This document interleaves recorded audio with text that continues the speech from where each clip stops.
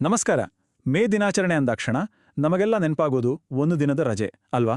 ಆದರೆ ಇದರ ಹಿಂದಿರುವ ಐತಿಹಾಸಿಕ, ನಾಟಕೀಯ ಮತ್ತು ಅಷ್ಟೇ ರಕ್ತಸಿಕ್ತವಾದ ಚರಿತ್ರೆಯನ್ನ ಬಿಚ್ಚಿಡುವ ಈ ವಿಶೇಷ ವಿಶ್ಲೇಷಣೆಗೆ ಸ್ವಾಗತ. ಮೇ ದಿನ ಕೇವಲ ಒಂದು ಕ್ಯಾಲೆಂಡರ್ ರಜಾದಿನವಲ್ಲ, ಅದರ ಹಿಂದೊಂದು ದೀರ್ಘ ಹೋರಾಟದ ಗಾಥೆ ಅಡಗಿದೆ. ಬನ್ನಿ ಅದರ ಬಗ್ಗೆ ಆಳವಾಗಿ ತಿಳಿಯೋಣ. 1886ರ ಮೇ 4ರ ಆ ಕರಾಳ ರಾತ್ರಿ, ಚಿಕಾಗೋದ ಹೇಮಾರ್ಕೆಟ್ ಚೌಕ. ಅಲ್ಲೊಂದು ಉದ್ವಿಗ್ನ ವಾತಾವರಣ ನೆಲೆಸಿತ್ತು. ಕಾರ್ಮಿಕ ನಾಯಕ ಆಗಸ್ಟ್ ಸ್ಪೈಸ್ ಅವರ ಆ ಕೊನೆಯ ಮಾತುಗಳನ್ನು ನಾವಿಲ್ಲಿ ಗಮನಿಸಲೇಬೇಕು. ನೀವು ಇಂದು ಅಡಗಿಸ್ತಿರುವ ಧ್ವನಿಗಿಂತ ನಮ್ಮ ಮೌನವು ಹೆಚ್ಚು ಶಕ್ತಿಶಾಲಿಯಾಗುವ ದಿನ ಖಂಡಿತ ಬರ್ತದೆ. ಎಂಥ ಮಾತುಗಳಲ್ವಾ? ಈ ಮಾತುಗಳು ಆ ದಿನದ ಗಂಭೀರತೆಯನ್ನು ಮತ್ತು ಮುಂಬರುವ ದೊಡ್ಡ ಕ್ರಾಂತಿಯನ್ನು ನಮ್ಮ ಕಣ್ಣಿಗೆ ಕಟ್ಟುವಂತೆ ವಿವರಿಸುತ್ತವೆ. ಈಗ ಹೇಮಾರ್ಕೆಟ್ ಚೌಕದ ದುರ್ಘಟನೆ ಹೇಗಾಯಿತು ಅಂತ ನೋಡೋಣ. ದಿನಾಂಕ ಮೇ 4, 1886. ಸ್ಥಳ ಚಿಕಾಗೋ. ಒಮ್ಮೆ ಊಹಿಸಿಕೊಳ್ಳಿ, ಹಿಂದಿನ ದಿನವಷ್ಟೇ ಕಾರ್ಮಿಕರ ಮೇಲೆ ನಡೆದಿದ್ದ ಪೊಲೀಸ್ ದೌರ್ಜನ್ಯವನ್ನು ಖಂಡಿಸಿ ಶಾಂತಿಯುತ ಸಭೆ ನಡೆಯುತ್ತಿತ್ತು. ಇದ್ದಕ್ಕಿದ್ದಂತೆ 176 ಸಶಸ್ತ್ರ ಪೊಲೀಸರ ತುಕಡಿಯೊಂದು ಅಲ್ಲಿಗೆ ನುಗ್ಗಿತ್ತು. ಆ ಕ್ಷಣದಲ್ಲೇ ಗುಂಪಿನಿಂದ ಅಜ್ಞಾತ ವ್ಯಕ್ತಿಯೊಬ್ಬ ಎಸೆದ ಡೈನಮೈಟ್ ಬಾಂಬ್ ದೊಡ್ಡ ಸದ್ದು ಮಾಡುತ್ತಾ ಸ್ಫೋಟಗೊಂಡಿತು. ಅಮೆರಿಕಾದ ಇತಿಹಾಸದಲ್ಲೇ ಇಂತಹ ಬಾಂಬ್ ಸ್ಫೋಟ ನಡೆದಿದ್ದು ಅದೇ ಮೊದಲು. ದಿಕ್ಕುತೋಚದ ಪೊಲೀಸರು ವಿವೇಕ ಕಳೆದುಕೊಂಡು ಮನಬಂದಂತೆ ಗುಂಡು ಹಾರಿಸಲು ಶುರು ಮಾಡಿದರು. ಈ ದುರಂತದಲ್ಲಿ 4 ಕಾರ್ಮಿಕರು ಮತ್ತು 7 ಜನ ಪೊಲೀಸರು ಪ್ರಾಣ ಕಳೆದುಕೊಂಡರು. ಮುಂದಿನ ಭಾಗ ಚಿಕಾಗೋ, ಬಂಡವಾಳಶಾಹಿಗಳ ಸ್ವರ್ಗ. ಅಸಲಿಗೆ ಈ ಸಂಘರ್ಷಕ್ಕೆ ಮೂಲ ಕಾರಣವೇನುಂತ ತಿಳಿಯೋಣ. 1880ರ ದಶಕದಲ್ಲಿ ಚಿಕಾಗೋ ನಗರ ಅತ್ಯಂತ ವೇಗವಾಗಿ ಬೆಳೆಯುತ್ತಿದ್ದ ಒಂದು ದೊಡ್ಡ ಕೈಗಾರಿಕಾ ಕೇಂದ್ರವಾಗಿತ್ತು. ಅಕ್ಷರಶಃ ಅದು ಕರುಣೆಯಿಲ್ಲದ ಪೈಪೋಟಿಯ ಮತ್ತು ಉದ್ಯಮಿಗಳ ಪಾಲಿನ ಸ್ವರ್ಗ. ಇಲ್ಲಿರುವ ಈ ಸಂಖ್ಯೆಯನ್ನು ಒಮ್ಮೆ ನೋಡಿ, 14ರಿಂದ 18. ಹೌದು, ಇದು 19ನೇ ಶತಮಾನದ ಕಾರ್ಮಿಕರ ದೈನಂದಿನ ಕೆಲಸದ ಅವಧಿ. ಕಲ್ಪನೆ ಮಾಡ್ಕೊಳ್ಳಿ, ಸೂರ್ಯೋದಯದಿಂದ ಸೂರ್ಯಾಸ್ತದವರೆಗೆ, ಅಂದರೆ ದಿನಕ್ಕೆ 14ರಿಂದ 18 ಗಂಟೆಗಳ ಕಾಲ ಕಾರ್ಮಿಕರನ್ನು ಅತ್ಯಂತ ಅಮಾನವೀಯವಾಗಿ ದುಡಿಸಿಕೊಳ್ಳಲಾಗ್ತಿತ್ತು. ಇದು ಅಂದಿನ ಕಟು ವಾಸ್ತವ. ಆ ಕಾಲದ ಆರ್ಥಿಕ ಶೋಷಣೆಯ ಸ್ವರೂಪ ಎಷ್ಟೊಂದು ಭೀಕರವಾಗಿತ್ತು ಅನ್ನೋದನ್ನ ಇಲ್ಲಿ ನೋಡ್ಬೋದು. ಮುಖ್ಯವಾಗಿ ವಲಸೆ ಕಾರ್ಮಿಕರ ಮೇಲೆ ವಿಪರೀತ ಶೋಷಣೆ ನಡೆಯುತ್ತಿತ್ತು. ಉದಾಹರಣೆಗೆ, ಮ್ಯಾಕ್ಕಾರ್ಮಿಕ್ನಂತಹ ಕಂಪನಿಗಳು ಕಾರ್ಮಿಕರಿಗೆ ಕನಿಷ್ಠ ವೇತನವನ್ನು ನೀಡದೆ ಬರೋಬ್ಬರಿ 71% ಲಾಭ ಗಳಿಸ್ತಿದ್ದವು. ಆಶ್ಚರ್ಯದ ಸಂಗತಿಯೆಂದರೆ, ಈ ಅಪಾರ ಸಂಪತ್ತನ್ನು ಪ್ರೆಸ್ಬಿಟೇರಿಯನ್ ಚರ್ಚ್ನಂತಹ ಸಂಸ್ಥೆಗಳಿಗೆ ದೇಣಿಗೆಯಾಗಿ ನೀಡಲಾಗುತ್ತಿತ್ತು. ಇಷ್ಟೇ ಅಲ್ಲ, ಕಾರ್ಮಿಕರು ಭಾನುವಾರಗಳಂದು ಒಟ್ಟಾಗಿ ಸೇರುತ್ತಿದ್ದ ಬಾರ್ಗಳ ಲೈಸೆನ್ಸ್ ಶುಲ್ಕವನ್ನು $30ನಿಂದ $300ಗೆ ಏರಿಸಲಾಯಿತು. ಇದು ಅವರ ಒಗ್ಗಟ್ಟನ್ನು ಮುರಿಯಲು ಹೆಣೆದಿದ್ದ ವ್ಯವಸ್ಥಿತ ತಂತ್ರವಾಗಿತ್ತು. ಮುಂದಿನ ಭಾಗ 8 ಗಂಟೆಗಳ ದುಡಿಮೆಯ ಹೋರಾಟ ಮತ್ತು ಬದಲಾವಣೆಯ ಬೇಡಿಕೆ. ಶೋಷಣೆ ಮಿತಿಮೀರಿದಾಗ ಏನಾಗ್ತದೆ? ಸಿಡಿದೆದ್ದ ಕಾರ್ಮಿಕರು ಒಂದಾಗ್ತಾರೆ. ಅಮೆರಿಕನ್ ಫೆಡರೇಷನ್ ಆಫ್ ಲೇಬರ್ 1884ರಲ್ಲಿ ಒಂದು ಐತಿಹಾಸಿಕ ನಿರ್ಣಯ ಕೈಗೊಂಡು ಮೇ 1, 1886ರೊಳಗೆ 8 ಗಂಟೆಗಳ ಕೆಲಸದ ಅವಧಿಯನ್ನು ಕಾನೂನುಬದ್ಧಗೊಳಿಸಲೇಬೇಕು ಎಂದು ಕಟ್ಟುನಿಟ್ಟಿನ ಗಡುವು ನೀಡಿತು. ಈ ಬೇಡಿಕೆ ಎಷ್ಟು ಸರಳ ಮತ್ತು ಶಕ್ತಿಯುತವಾಗಿತ್ತು ಅಂದರೆ, 8 ಗಂಟೆಗಳ ದುಡಿಮೆ, 8 ಗಂಟೆಗಳ ವಿಶ್ರಾಂತಿ ಮತ್ತು 8 ಗಂಟೆಗಳು ನಾವು ಬಯಸಿದಂತೆ ಕಳೆಯಲು.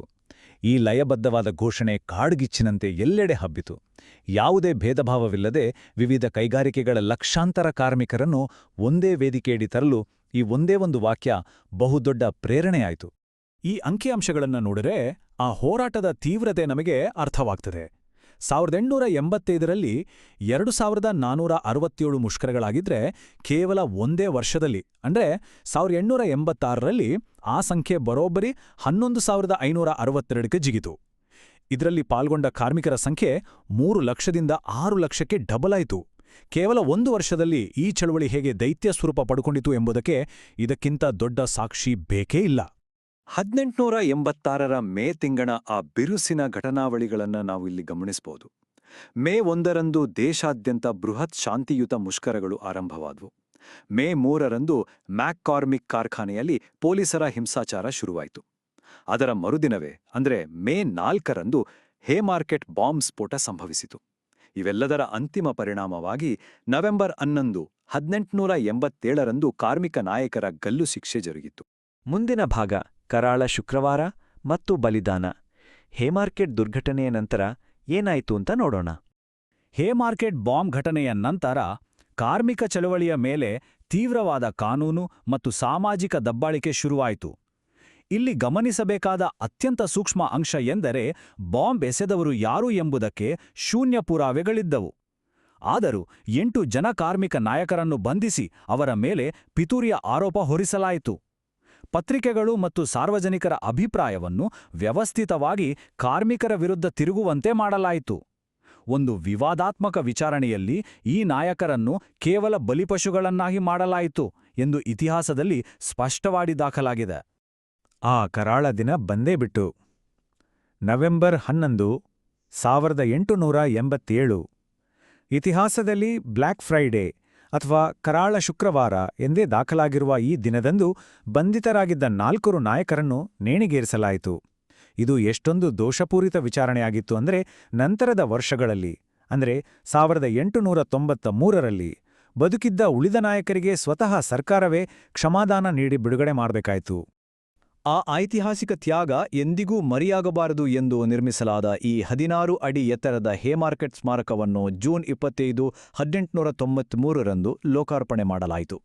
ಇದರ ಮೇಲೆ 1887 ಎಂಬ ವರ್ಷವನ್ನು ಮತ್ತು ನಾವು ಆರಂಭದಲ್ಲಿ ಕೇಳಿದ ಆಗಸ್ಟ್ ಸ್ಪೈಸ್ ಅವರ ಆ ಮೌನದ ಶಕ್ತಿಯ ಬಗೆಗಿನ ಕೊನೆಯ ಮಾತುಗಳನ್ನು ಶಾಶ್ವತವಾಗಿ ಕೆತ್ತಲಾಗಿದೆ. ಇದು ಆ ಬಲಿದಾನದ ಶಾಶ್ವತ ಕುರುಹಾಗಿದೆ. ಮುಂದಿನ ಭಾಗ ಮೇ ದಿನದ ಜಾಗತಿಕ ಉದಯ. ಈ ಹೋರಾಟ ಹೇಗೆ ಸಾಂಸ್ಥೀಕರಣಗೊಂಡಿತು ಅನ್ನೋದ್ರ ಬಗ್ಗೆ. ಇಷ್ಟೆಲ್ಲ ದಬ್ಬಾಳಿಕೆಗಳ ನಂತರ ಕಾರ್ಮಿಕ ಚಳುವಳಿ ಸಂಪೂರ್ಣವಾಗಿ ನಿಂತುಹೋಯ್ತಾ? ಖಂಡಿತ ಇಲ್ಲ. ಬದಲಿಗೆ ಹೇ ಮಾರ್ಕೆಟ್ ದುರ್ಘಟನೆ ಕಾರ್ಮಿಕರ ಧ್ವನಿಯನ್ನು ಅಡಗಿಸುವ ಬದಲು ಜಾಗತಿಕ ಒಗ್ಗಟ್ಟಿಗೆ ನಾಂದಿ ಹಾಡಿತು. ಇದು ಜಾಗತಿಕವಾಗಿ ಹೇಗೆ ಬೆಳೆಯಿತು ಎಂಬುದನ್ನು ಈ 3 ಹಂತಗಳಲ್ಲಿ ನೋಡಬಹುದು.